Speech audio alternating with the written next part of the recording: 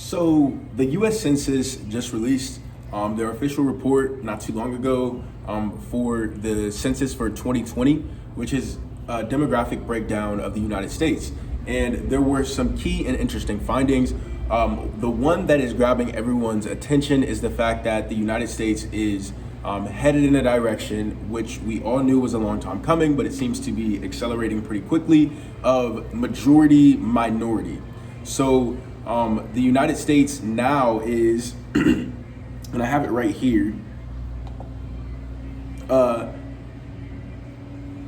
population in the United States that is under 18 years old is in fact already majority minority, and the largest groups of growth was the multiracial group. So people are marrying and having children with people who are not of their race a lot more than they were in 2010, for example.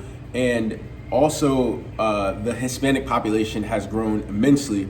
Now, I would guess that this has a lot to do with their population growth in general, but also has a lot to do with immigration and the southern border. Now, of course, this has led to a lot of backlash in the recent years, where the Republican base has basically grabbed the Republican Party, and one of the major platform positions that the Republican base and Republican media have held Republicans to account for is that of immigration. Now, I do think that there is some animosity here towards people, the idea of people in the United States not being a majority white country. Now, I don't base that solely off of my opinion, even though I'm oriented to believe that. The data backs this up. Pew Research study, the Pew Research Center released a study in 2019 that asked Americans, how do they feel about this? And older Americans, the boomer, the Generation X, and the silent generation, are less likely to believe that a multi-ethnic and a multi-racial country in the United States is a good thing, or even a neutral thing. The silent generation is, I believe it was more likely to believe that it is a bad thing. And then Generation X was somewhere in the middle on it, and the boomers slightly believed that it was either no effect at all or a good thing, slightly the majority. Now, the two generations that believe that it is very, very good are the generations where you're starting to see more multi-ethnic and multiracial diversity amongst them, which is the millennial and the Gen Z. So those two generations, who are actually experiencing on a basic level of age this increase in diversity, say that it is very, very good. Okay, now, if you keep reading that Pew Research study, some people believe that it'll lead to more conflict. Some people believe that it'll lead to a turn away from American values. But then the study goes into evaluate those claims just a little bit more. If you look at the belief system of Gen Z and the belief system of the millennials, those belief systems are a lot different than Americans' beliefs in the past. Some of those things are good, some of those things are bad. And I speak about that from my perspective of my belief system. So the belief that diversity is good, the amount of people that you have that come from all over the world to the United States to be a part of the United States and to contribute to the economy, they believe is a good thing. I believe that too. I believe that it's awesome to have people from all over the world in the United States assimilating and learning to interact with each other and having different ideas and opinions about the way to solve problems and contributing to the economy. I believe that's a wonderful thing. They also believe that acceptance for the LGBT community is a great thing. There's a much higher rate of acceptance among the LGBT community amongst millennials and Gen Z. I believe that it's in the super majority numbers for those two generations, which is great for freedom, in my opinion, because it means that more people of different sexual orientations will be free to express themselves. and free to interact in a society. We'll be able to contribute to the economy without fear. We'll be able to live and pursue happiness, which is foundational to America, without fear. Which is great. Now, some people may be watching and they may disagree with me on that. The question that I would have to ask to you is, why do you feel like solely, let's say, for example, the LGBT community needs to be, acceptance for them is a bad thing? Why do you feel like acceptance for them is inherently a bad thing? They also feel like the younger generations are more sympathetic to the argument that America does not treat, I believe the exact wording is, America does not treat or has not went far enough to ensure equality for Black Americans. Now, the way that I feel about that is, I also feel like it is true to a certain extent that African Americans do face a sort of more societal and systemic type of discrimination. Now, I want to be clear about what I mean by that. I mean that the policies, I don't mean that there are laws in place that differentiate between Black and white today. There's not a law today that says that Black people cannot go to the same school as a white person and vice versa. What there is today and what differentiates systemic racism compared to the way that it was before, and what I mean by that is that those laws that were put in place, such as redlining and medical practices, the war on drugs, all of those things were still affect the way that people live today. So if you look at the redlining tracks and the way that certain races were put into certain areas and denied certain opportunities that other Americans were denied. If you look at the tract from back then when it was first created, many African Americans still are in those places today. And we know that African Americans experience communities that have higher crime rates, that have higher birth rates, that have lower education rates, lower income rates, more poverty. So this is all stuff that has to do with the policies that were enacted in the past. That's what I mean by systemic racism, and they're more sympathetic to that argument. But beyond that, they also are more sympathetic to a lot of other social and cultural issues. Now, all of that to me is fine and dandy. That is what it is. The part where I start to get worried is when you look at where they stand on economic issues. Generation Z and the millennial generation, they are more sympathetic to the idea of more government intervention in the economy. They don't seem to have a good grasp on the American political system and what liberalism was supposed to be, where it's the division of power. You have an executive branch of government that has certain powers. You have the legislative branch of government, which has other powers, and the judicial branch of government, which has other powers, and they're all supposed to be checks and balances. Then it goes further. You have the federal government, which is separated from state governments, and they're supposed to be checks on one another as well. Generation Z and the millennial generation seem to me more sympathetic to changing these and getting rid of that basic structure, which was supposed to be which was supposed to make the government limited in what it could do, and supposed to favor and value over anything else individual freedom, individual rights, and individual liberty.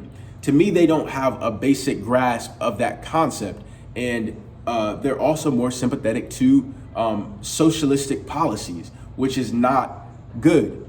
Now, what does all of this mean? You have, and where's the fear mongering coming from? The fear is coming from, okay, well, if the United States changes demographically, inevitably it's going to change in the ideas that it has. Now, to a certain extent, that could be possible.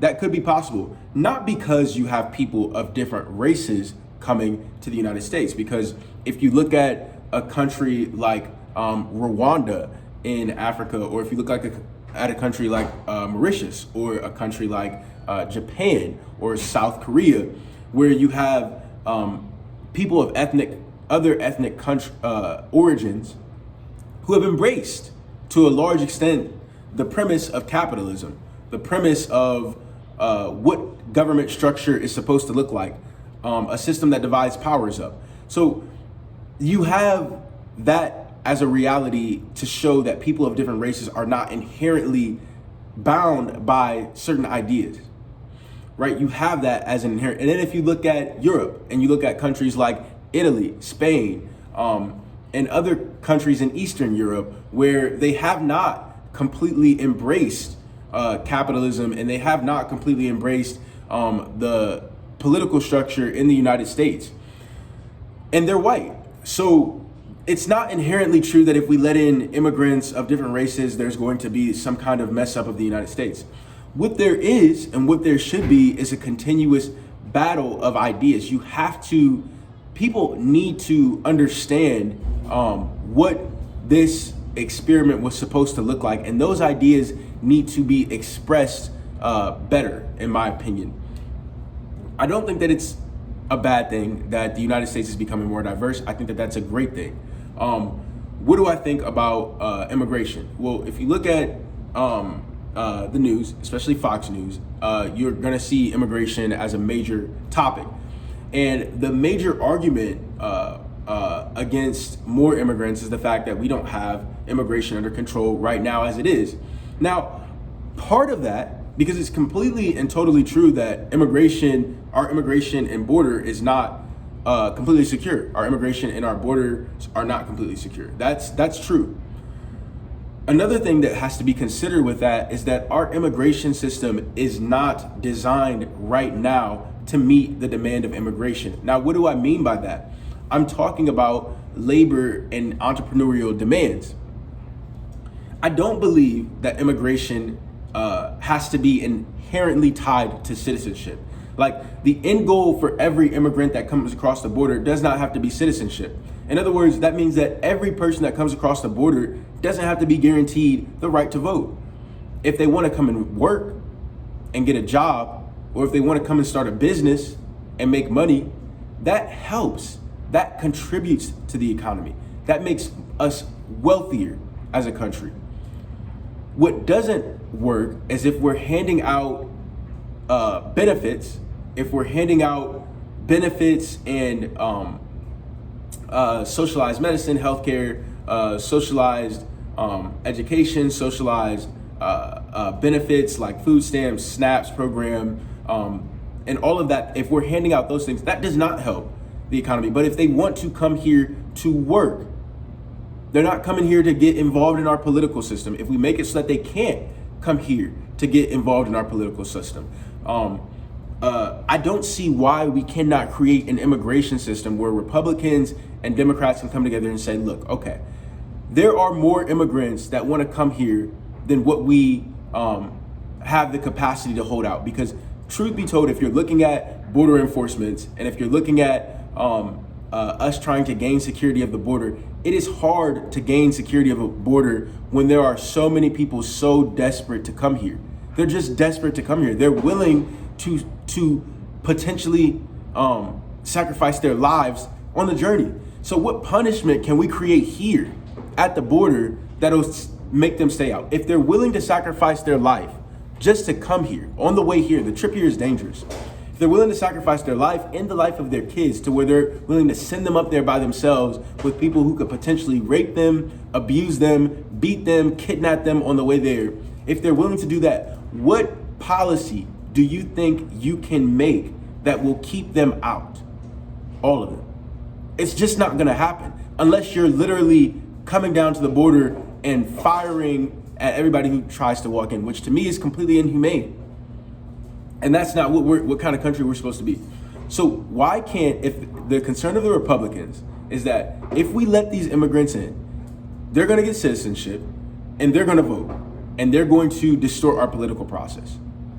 And if the concern of the Democrats is, and I'm skeptical of both sides, and I'll tell you why for different reasons, but if the concern of the Democrats is that we want people to be able to come to the country and contribute. Our nation is a nation of immigrants. Fine. Now, those are legitimate arguments from both sides. Now, the bad faith arguments from both sides, in my opinion, is there are Democrats, and I just believe this, who want to come here, who want them to come here only if I can give them citizenship, because then maybe they'll vote for us. That to me is bad faith, because the Republican side feels like they should not be able to come and interact with the political process if the argument is that they just need a better life and a better place to stay and they want to contribute to our economy. What does that have to do with politics? And I agree with that sentiment. Now, the Republicans' bad faith to me is where some of them try to hide the xenophobia and the racism that they have behind the border arguments. Now, I'm not saying all of them or even the majority of them are doing that, but I do believe that there are some that are doing that. And if you look at the Pew research surveys, there are more Republicans, albeit still a small minority of Republicans. There are more Republicans than Democrats who report some sort of racialized views like this. So let's get the bad faith arguments out of the way and let's come and address each other's actual concerns. The Democrats who truly want them to be able to come here to live a better life should be okay with them not being able to vote or get citizenship. Yes, you can come to the country, work, and do all that, but you're not eligible for welfare benefits and you're not eligible for citizenship. Now, what will expose the Democrats as being bad faith actors is if that solution comes to the table and they're like, oh, well, no, we deny that completely. Because I'm sure that the immigrant that just risked their life coming across the border is not going to care if the only thing that they have to put on the table is citizenship. They're like, I just want to come here because I want a better place to stay. So no, I don't really care if I can vote in your elections or not, right? But then that will also expose the Republicans, because if your argument is that, you don't want them to involve themselves in the political process and get welfare, if we exclude those two things, what other reason can't they come here? So to me, that is a bipartisan place where we can create an immigration system that will effectively meet the demand that we have for immigrants coming here without disturbing our political process and without making it so that people come here and are able to receive benefits that fall on the American taxpayers' back. So I don't think that it's bad that the United States is becoming more ethnically and racially diverse. I think that's a good thing. What's bad is the policies that we're instituting to accompany that. The policies have to be shaped. It's just not realistic that we're going to be able to completely 100% stop all immigration. That's just not going to happen. A lot of them come in on visas and overstay their visas. So with that being said, comment down below. Let me know what you think about it. If you're a Republican, if you're someone who is of the belief system that they shouldn't be able to engage in our political process or receive Social Security benefits, what do you think about the solution to that? Do you feel like that could be a viable solution, that we could just exclude them from that? They can't receive benefits and they can't receive citizenship. But if they want to come here and work, start businesses, and contribute to the economy, good. And then if you're a Democrat and you want them to be able to come and work, how do you feel about the fact, okay, well, we're going to let many more than we are right now in to be able to do just that, but just that, not to gain citizenship and vote in our elections, not to get Social Security and welfare benefits, but solely for that.